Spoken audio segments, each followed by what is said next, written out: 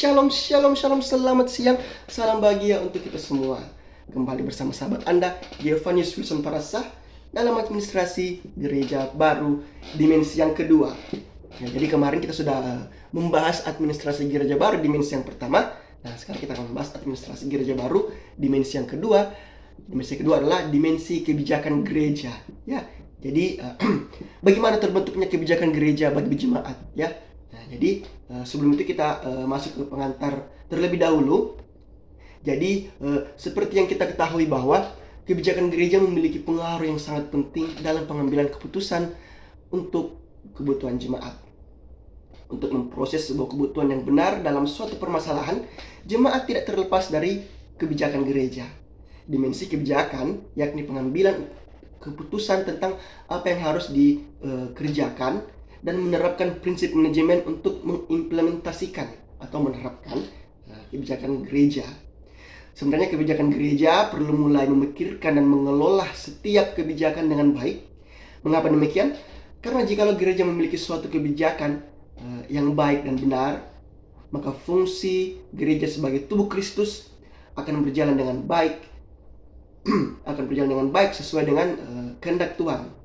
Sebaliknya, kebijakan gereja yang tidak baik dan benar akan menyebabkan gereja yang tidak menjalankan kebijakannya secara maksimal untuk kebutuhan jemaat. Nah, itu dia sedikit pengantar mengenai kebijakan gereja. Nah, sekarang kita akan masuk pembahasan yang lebih mendalam. Nah, jadi sebenarnya kebijakan gereja adalah suatu keputusan yang terbaik. Ya, jadi kebijakan gereja ini adalah keputusan bersama yang terbaik yang dibuat oleh pemimpin pemimpin gereja dalam sebuah sidang atau rapat gerejawi dalam rangka memutuskan atau memastikan bahwa kebutuhan jasmani dan spiritualitas jemaat terpenuhi serta memastikan visi dan misi gereja terpenuhi. Nah, kebijakan gereja meliputi masalah jemaat, kebutuhan serta aspirasi yang merupakan produk kebijakan gereja. Ya, produk kebijakan gereja dalam teologi Alkitab, doktrin atau dogma. Rancangan kebijakan gereja berfokus pada kebijakan gereja dari paradigma dan realitas kehidupan jemaat, gereja, institusi, masyarakat, bangsa, dan negara. Karena kebijakan ini adalah kebijakan gereja, maka yang ditekankan di sini adalah masalah dan aspirasi gereja, yaitu aspirasi jemaat yang harus kita layani, yang harus dilayani.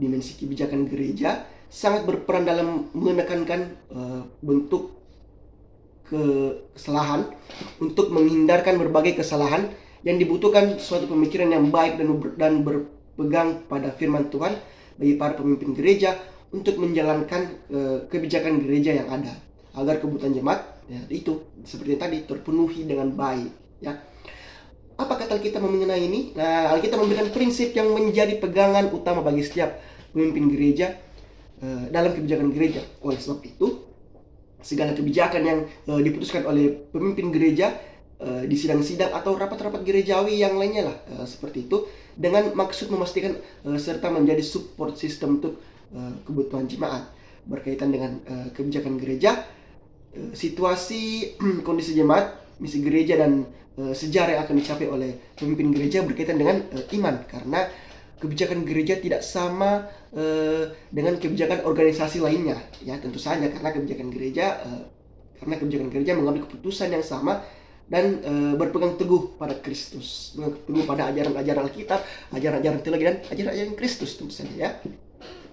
Dasar pembuatan kebijakan gereja ialah pendekatan akademik yang terbagi atas data, informasi, konsep, variabel, model, teori, dan paradigma. Dari paradigma tersebut dapat kita temui beberapa faktor mempengaruhi kebijakan gereja, yaitu adanya tekanan dari luar atau kebiasaan lama, pengaruh dari sifat pribadi, dan pengaruh dari masa lalu.